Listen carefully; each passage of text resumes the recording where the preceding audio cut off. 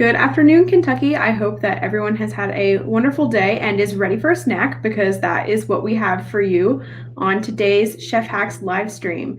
We are going to be making salsa and snacks. Salsa is the perfect end of summer Kentucky treat to use up all of those tomatoes that I'm sure are popping up in everyone's gardens and are full of the farmers markets. And then to add to it, we're also going to be making some delicious nachos and guacamole. So, Chef Tanya, please take it away. Okay, welcome this afternoon. Welcome back to campus, everybody. We wanted to do a fun kickoff, and this is the inaugural Chef Hacks for the year. We are going to be joining you every month to give you a little bit of culinary skill. You know, if you just want to brush up, if you want to learn something new, if you want to learn how to cook a little faster or try that dish you've always wanted to, this might be the way to go about it. So if you have questions for us, be sure to put them in the comments. Lexi will jump in and let me know what questions that you have. I want to show you a few tips and tricks, but also give you something that is doable with a few things. I'm not going to make these dishes very complicated or require a lot of equipment. So today, as Lexi said, we have these beautiful tomatoes right now, and I'm sure that you're seeing a lot of these around. Maybe your neighbors grew some. Maybe you've already been downtown to visit the farmer's market. Maybe you've gone to the farm stand that's right here on campus and seen all of these beautiful tomatoes. We're coming to the end of the season, so you may want to jump on that quickly.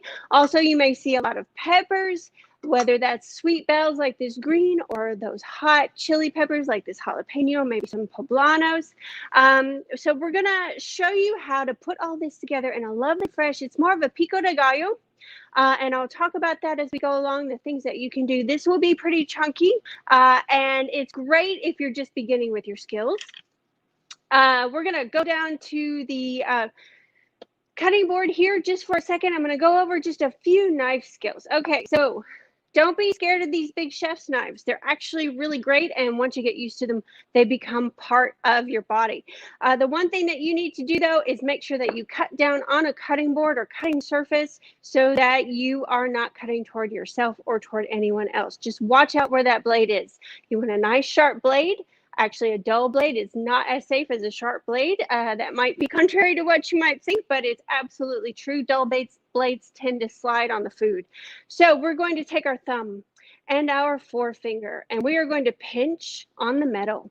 Okay, I'm actually up here on the metal, and then I'm going to wrap the 3 fingers of my cutting hand around there. But I want to make sure that I'm choked up on the handle enough that I am holding on to this knife at the widest part. That gives me a lot of stability. You'll hear me talk about stability a lot in any kind of culinary demonstration. Now, with your other hand, you want to keep all your digits out of the way. So you're going to do this claw. We call it the Wildcat Claw here on this campus. And you hold your veggies with your claw. Your hand does get a little tired that way, but the more you do it, the more you get used to it.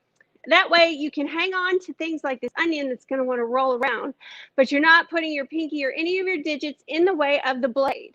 It also helps you, if you use your knuckles a little bit, you'll get even cuts. And when you get even cuts, you're going to cook, everything's going to cook more evenly. Of course, we're not cooking today.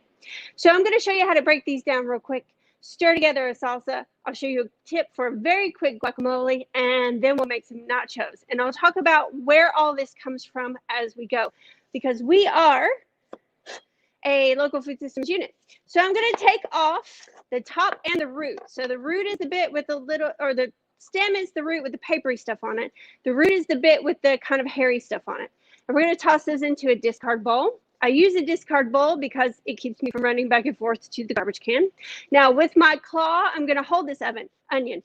I've got a nice flat surface, so I'm going to split that onion right in half. Okay, you can still see the stem end is where the points are. The root end, you may even see a little bit of root still attached, even though you took some of it off when you cut it. When you cut it in half like this, you can peel off the papery bit. If there's anything leathery or still that might have a cut or a bruise in it, you want to go ahead and take that off.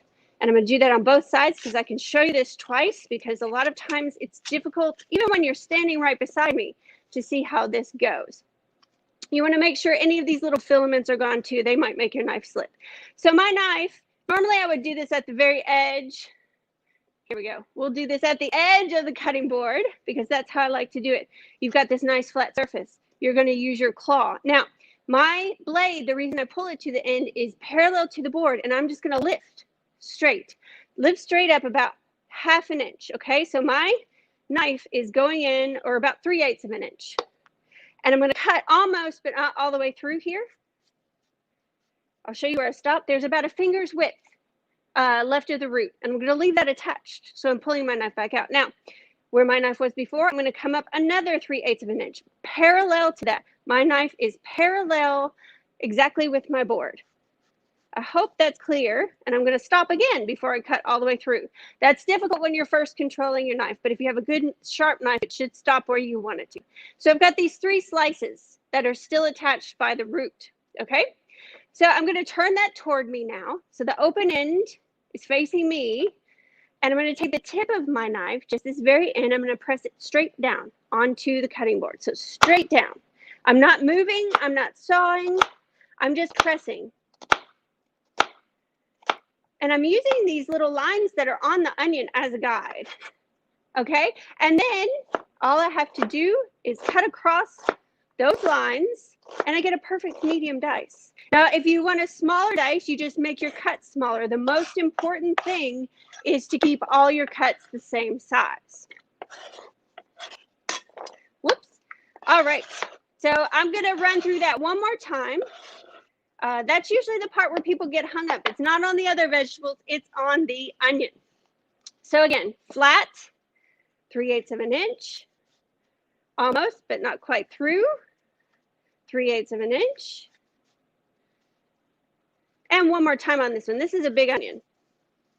The quicker you cut your onion, turn it toward me, the less you're going to cry, right? Use that tip straight down. The motion is down. And then turn it and cut across. So basically you're cutting slices and then cutting those slices into sticks and then cutting across those sticks, and you'll see that's a big motif in breaking down any veg. You're just leaving all those sticks attached while you do this. All right, we're going to move on quickly now that we've got way too much onion than we need, but we'll worry about that later. Normally I would have a whole pepper. I'm just using part of one right now. We're going to cut across here. These are from Stone Hedge Farm, and Adrienne Eggum is over there. She grows lots of gorgeous produce. If you see her at the farmer's market, you should stop by. She also has a pay what you can stand at her farm. You can look them up on Facebook. I'm going to flatten this out. Anytime that you are trying to break down veg, you want stability, one, and manageable pieces. So it helps to get things into 3-inch cubes or lengths because it's easier to handle. So I want a medium dice on my green pepper. We'll leave it there. So we've got our onion, we've got our pepper. Now we need the tomatoes. I've got 2 sizes here because I wanted to show you both. I wanted to show you how to handle both. For a full sort of field packed tomato, like this beautiful one that I got from Johnson Brothers, put it on its shoulders. It's more stable on its shoulders. So slice down through the middle. Again, put it on those stable sides. Now, to core it, a lot of people will take a paring knife and they'll sit there and they'll cut toward themselves. I don't want you to cut toward yourself. So I'm going to show you a very easy way to get the core out, and that's you press your knife in at an angle this way, make a cut like that, press your knife in at an angle that way, and you're making a little divot or a chevron to get that out. And we'll do it again. I'll show you that move one more time. Divot. And you want to cut out any kind of scars or breaks in your tomato that is an opening of the cell and the bacteria can get in. So with this, I'm going to actually, you can start slicing here. Sometimes I'll even turn it, if it's got a stable side, I'll turn it so that I can cut these. These are pretty thick. I don't want my chunks to be that thick. So I'm going to slice again. You see, I cut into slices and then I cut into sticks. And when you cut across those sticks, you have this will be a large dice or a chop. And yeah, my slices are going everywhere. So if you are not comfortable doing your slices stacked, then just spread them out and do the same thing. So let's do one more half so you can see that. And so we can have some of this lovely yellow tomato in here. Slices. Turn those slices on in their side, cut into sticks. And if it's a really big tomato, like some of them get, just keep cutting into sticks. Just make them about bite size. Oh, you see, I slid there. So be very careful with tomatoes because they are so slippery. And I'm going to take these. You can do it like this. So just do one at a time. All right. So we're going to cut across there. And then I'm going to show you how to cut up the little cherry and grape tomatoes, because a lot of like backyard growers have cherry and grape tomatoes. And we start off with those. So we're going to just put those aside for a second. And all you have to do is still use that claw. I know it's tiny. And just sort of slide your knife over it. Now I'm going to leave these like this. If these were really big or like those pear-shaped tiny tomatoes, then you might want to quarter them. But I like a really chunky pico de gallo or fresh salsa. So I'm just going to do that. And now you don't have to do it. If you want to do it really quickly, just go ahead and get them out on your board and go through. Actually, I do as I say and not as I do. My knife is not all that sharp. I'll need to hone that next time. All right. So I just want enough of the reds. Now don't go in between your thumb and forefinger right there, because that will, you could possibly catch that little piece of skin up there. I'm going to do a few more of these. And people are like, can't you cut them all at the same time? You can, but they will slide around. That's not as safe. I mean, if you're good at lining them up against something and then want to do several at one time, I suppose that's possible. Okay, we're going to do that, and we're going to get rid of our juice. Best thing probably would be to just throw that in the bowl with everything else. I'm going to go ahead. I want to do the jalapeno last, and that's why I have my glove on. So I'm going to go ahead. I've just picked off all this cilantro, and I'm going to use all of it because I want some for the salsa. I want some for the nachos. So whenever I do, I love cilantro. If you're one of those poor folks for whom cilantro tastes like soap, you would just leave this step out. But I'm going to use a few leaves whole on the nachos. So I'm just sort of bunching and pressing and rolling. Now with cilantro, you're not going to get a tight little roll like you would say with basil or sage or something like that. But that's kind of where I'm going. And you cut across and you make these little ribbons. These aren't as neat as I can get with other leaves, of course. Now you want to do that move that everybody does. Put your hand on the back of the knife and chop back and forth. And you want to just keep going till you get everything about 1/8 of an inch, or you could leave it. I like sometimes with a rustic pico de gallo, this could be a little bit more rough chop, kind of where it is right now. If you want it super minced, you can certainly do that. Keep going. If you have a really nice sharp knife, then you should be chopping your herbs and not squishing them or bruising them. All right, we'll get the worst of that off there. And I almost forgot the garlic. Same thing with the garlic. We're just going to cut across here. At some other point, we have lots of videos where I show you how to pop the garlic out of the paper. So I didn't, and this is a short demo today. We're trying to keep it around 20 minutes, 30 minutes. You just slice and then start to chop like you did on mincing that cilantro. And this I'm going to chop up kind of small. I don't want a big hunk of garlic and have garlic breath really bad. We just want this to accent our pico today. And I'll get through that really quickly. Again, about 1/8 of an inch or smaller. Most importantly, that everything is the same size. So you may want to, especially with garlic and herbs, you may have to like move them around, knock them off your knife a few times. That is just part of it.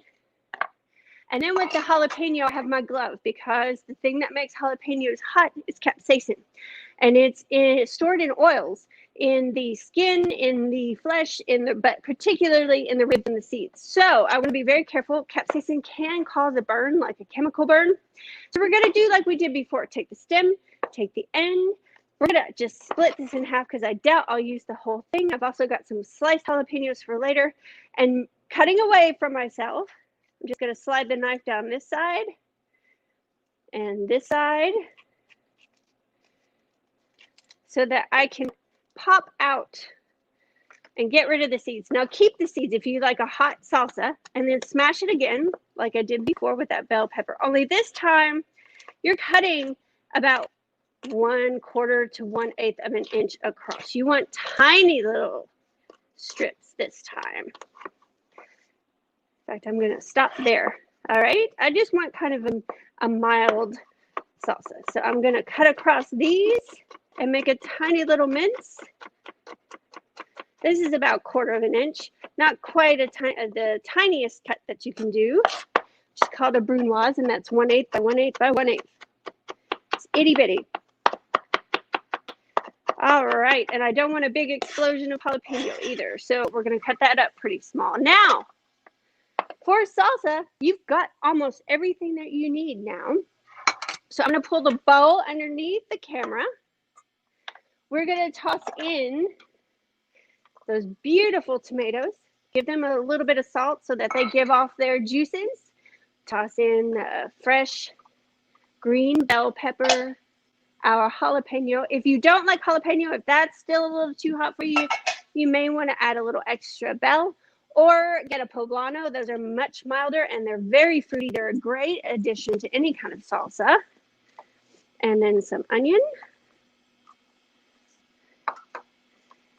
And you just kind of eye that. There are measurements in recipes, but I pretty much make it, and sometimes that taste changes day by day. I might make my salsa a little more oniony today, and especially since I have red onion, which has such an unctuousness and depth of flavor that I really want to stir a lot of that in.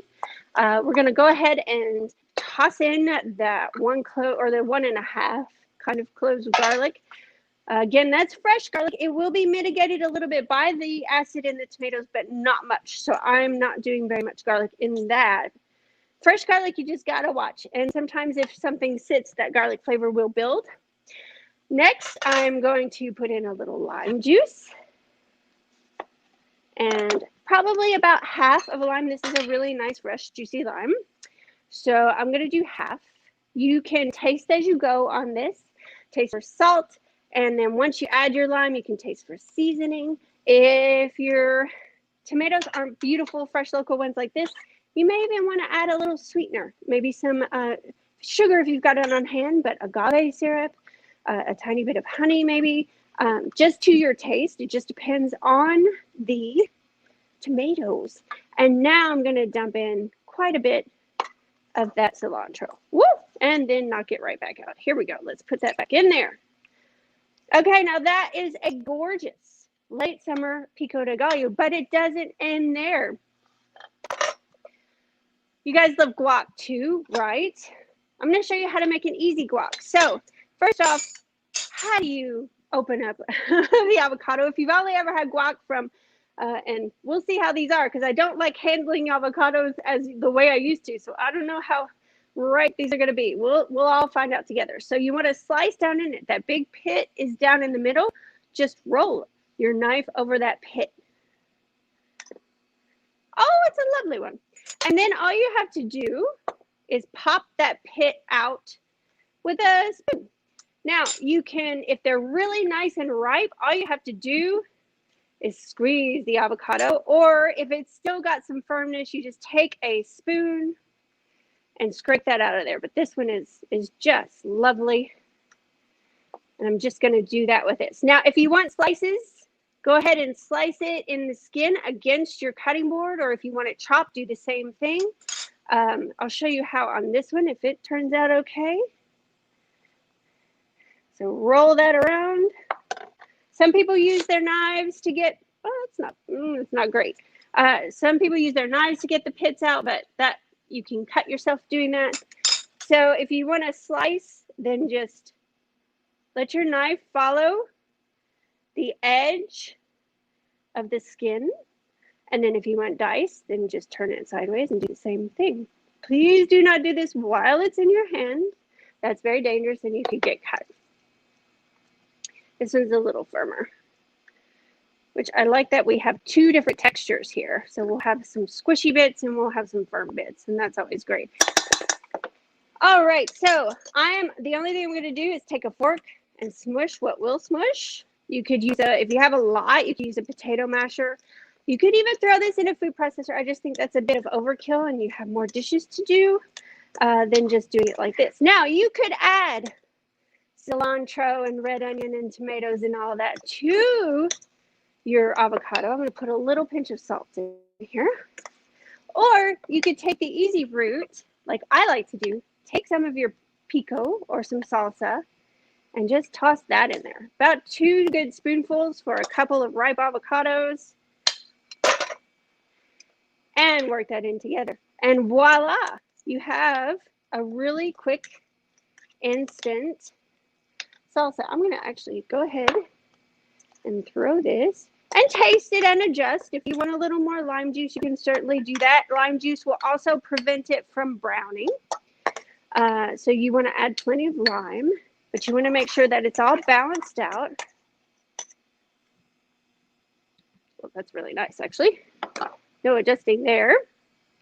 And finally, what are we going to eat with our salsa? I'm going to put that in a nice bowl. Like the clear bowl, so it shows off all of that color.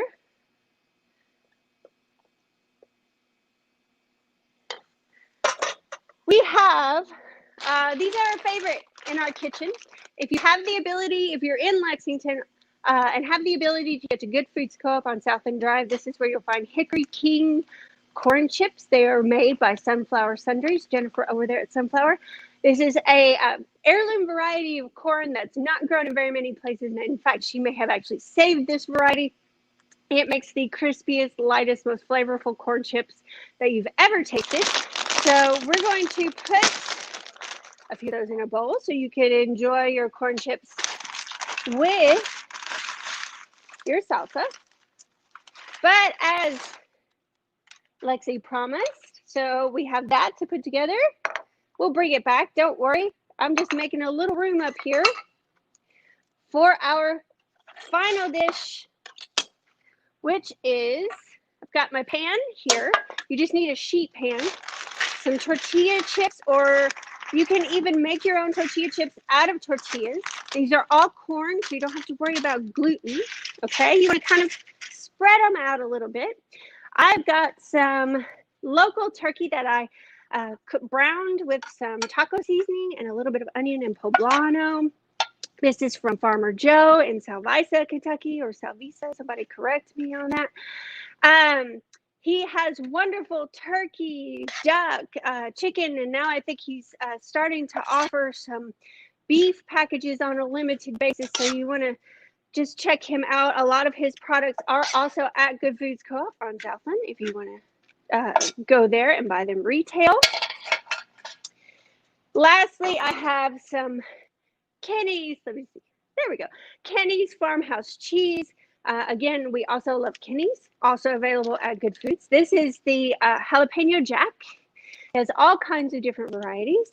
I'm just going to grate on the large holes of my box grater some of that Jack on there. And we're going to toss this in the oven.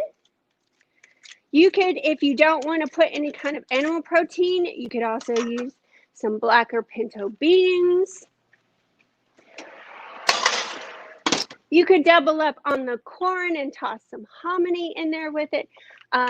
Fresh avocado will be nice. Of course, we've got our lovely guacamole. We're going to wipe this down. So there are the chips. Here's the salsa. Here's the guac. And in just a moment, we'll finish off those nachos. And like any decent college student, I'm sure you can make a meal off of those nachos. we're just waiting. All you got to do, the meat was already cooked, so you're just waiting for it to heat through. Your tortilla chips are going to crisp just a little bit, and that cheese is going to get all nice and melty. I've got it on 400 degrees. That should not take long. So this isn't something that you can put into the oven and then leave. Those chips will go fast, and the last thing you want is to burn your nachos. So we're going to take a look at that. Oh, yes.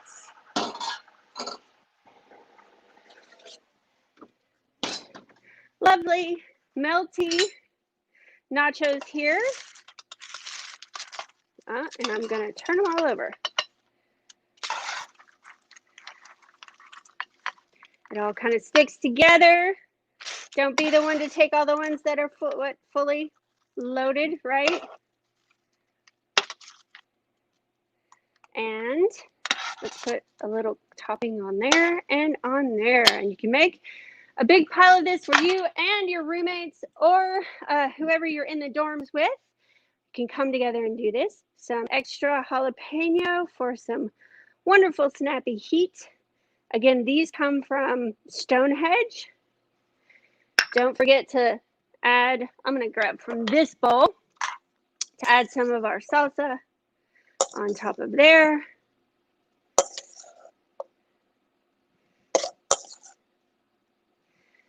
And then also some guac.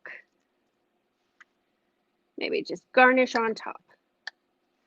All right, so that's a great snack time thing that you can do yourself. If you weren't able to join us live, this broadcast, this live stream will be available on our webpage, on our YouTube channel. You can go back and watch it again. If you just want to watch the part about onions, you can go back and watch that. We have tons of how-to videos and recipe videos there. Make sure to set your notifications so that you find out what's going on. And Lexi, if you want to come back. Hello, that looks beautiful. And like always, it makes me so hungry. No, I didn't eat this time. I've got better about eating before demos, but oh, here, we'll do a little bit of this too.